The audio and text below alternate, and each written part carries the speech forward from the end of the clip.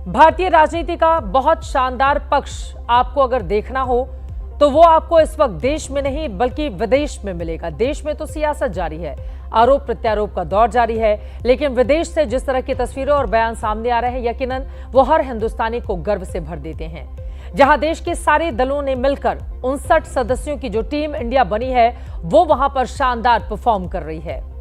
यह मिशन है पाकिस्तान को एक्सपोज करने का, उसका आतंकी चरित्र पूरी दुनिया को बताने का, दुनिया को यह समझाने का कि अगर आज आतंकवाद के खिलाफ वो भारत की बात को नहीं समझे तो कल पाकिस्तान के पाले पोसे आतंकवादी दूसरे देशों में भी पहलगाम दोहराएंगे। बीजेपी सांसद बैजयंत पांडा की अगुवाई वाली टीम आज खाड़ी देश कुवैत पहुंच गई। टीम का निमोजी यूरोप के स्लोवेनिया पहुंच गई। वहीं पूर्वी एशियाई देश जापान में जेडीयू सांसद संजय झा के नेतृत्व की टीम मौजूद है। कांग्रेस सांसद शशि थरूर की अगुवाई में टीम गुयाना गई हुई है। फ्रांस के पेरिस में टीम रविशंकर ने हाजिरी लगाई है। मिडिल ईस्ट के कतर में एनसीपी शरद की सांसद सुप्रिया सुले के नेतृत्व वाली टीम पहुंची। वहीं शिवसेना सांसद श्रीकांत शिंदे की टीम अफ्रीकी देश कांगो में इस वक्त मौजूद है।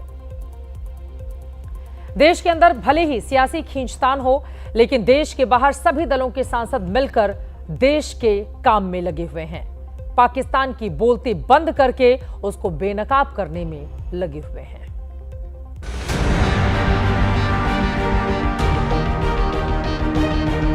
We must remember, this is a menace to the whole humankind, and we have to put an end to it because they have used religion to justify killing of people. ये आतंकवाद के खिलाफ की जो लड़ाई है वो पूरी ताकत से हमारे साथ लड़ेंगे। अगर आप हिट बैक करेंगे तो आपके टेररिस्ट सेंटर पर हम डिफरेंशिएट नहीं करेंगे।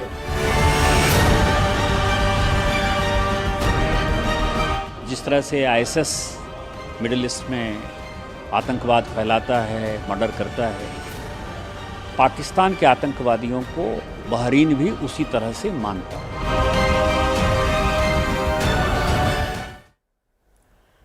अब कुवैत की तस्वीर दिखा देते हैं, जहां पर बैजयंत पांडा की टीम ने वहां के उप प्रधानमंत्री से मुलाकात की और उनके सामने पाकिस्तान के काले चिट्ठे खोले।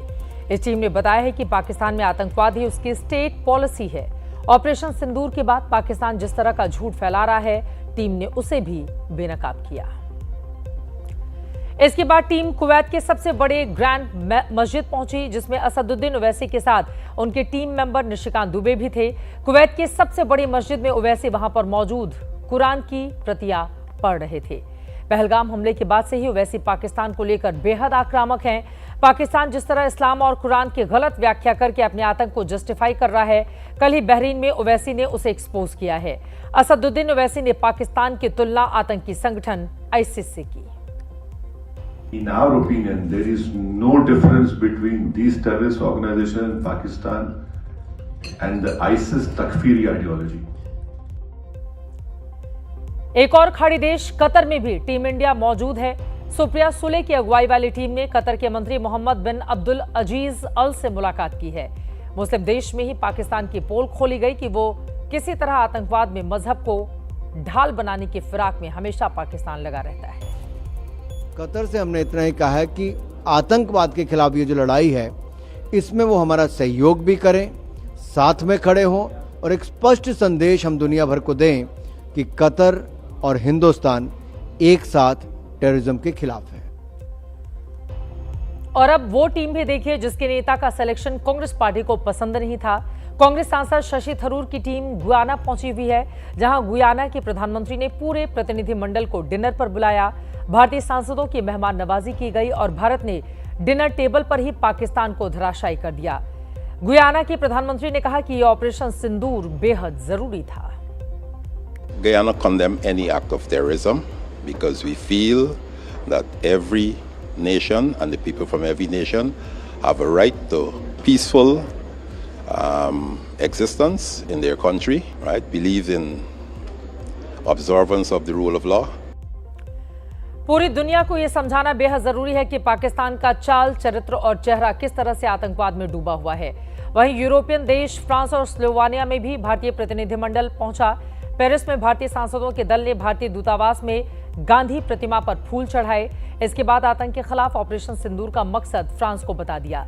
वहीं डीएमके सांसद कनिमोझी की टीम ने स्लोवेनिया के मंत्रियों से मुलाकात की। यूरोप खुद बीते कुछ वर्षों से आतंक से पीड़ित रहा है। भारत ने वहां बताया कि ऑपरेशन सिंदूर आतंक के खिलाफ भारत की नॉन स्टॉप लड़ाई का प्रतीक है। आतंकवाद पूरी दुनिया के लिए खतरा है और इसके लिए सभी को साथ आना होगा। एक स्पष्ट संदेश है, पूरी दुनिया के लिए है कि अगर आपने इनको नियंत्रण में नहीं लिया, ये वो सांप है जो सबको डसेगा, अपनों को तो डसेगा भी, पड़ोस को भी डसेगा, क्योंकि वो नहीं चाहते हैं कि दुनिया भर में पीस रहे। उनका इकोनॉमिक मॉडल ही, उनका आतंकवादी मॉडल जो है वो उनका इकोनॉमिक मॉडल है। तो यही हमारा मैसेज होगा कि हम तो पिछले 4 दशकों से ही भुगत रहे हैं। अगर दुनिया भर में इनको अकाउंटेबल नहीं ठहराया गया तो ये दुनिया भर में भी अपना मॉडल एक्सपोर्ट करेंगे। इन 7 टीमों को भारत के अब तक के सबसे बड़े डिप्लोमेटिक मिशन के तौर पर देखा जा रहा है। अगले कुछ दिनों में ये टीम दुनिया के और भी देशों में पहुंचकर पाकिस्तान के आतंकी चाल चरित्र को बेनकाब करने वाली है।